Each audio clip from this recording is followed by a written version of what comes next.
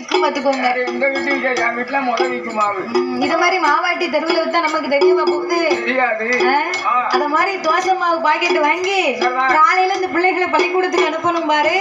அதுக்காக இட்லியை சுட்டு தோசையை அவிச்சு எங்க ஊர்ல அப்படித்தான் இட்லியை சுடணும், தோசையை அவிக்கணும்.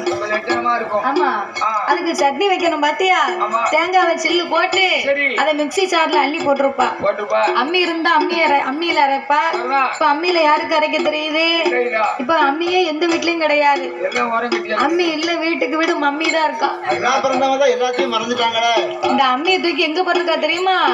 வீட்டுக்கு முன்னால கொல்லப்புறத்துல போட்டிருக்கா. துணி துவைக்க வச்சிருக்காவா. அதுல அடிச்சா நல்லா அழுக்கு போகுமா. ஆமா, ஆனா சில வீட்டுல வந்து சில வீட்டு மருமக்கமாருக்கு மாமியா கிட்ட பேர் வாங்கணும்னு அம்மியில அரைக்கணும்னு ஆசைப்படுதா. ஆசைப்பட்டு இந்த தேங்காவை சில்லு போட்டு இந்த தேங்காய் சில்லு தூக்கி அம்மியில வச்சு அம்மி குழவிய தூக்கி ஒரு போடு போடுவா. தேங்காய் தெரிச்சு தெருவுக்கு போயிடும்.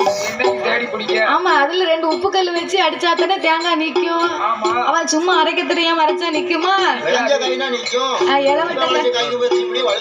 பிறவே அண்ணனே அந்த அம்மிக்கு யூஸ் ஆகாது பாத்தியா? அதுக்கு பிறகு இந்த மிக்சி சார்ல அள்ளி போட்டு சுவிட்ச போடணும்னு அப்பந்தான் அந்த அம்மா கொண்டு கைய வைப்பா பாத்துக்கோ. அப்ப பாக்க படக்குன்னு கரண்ட் போயிரும்.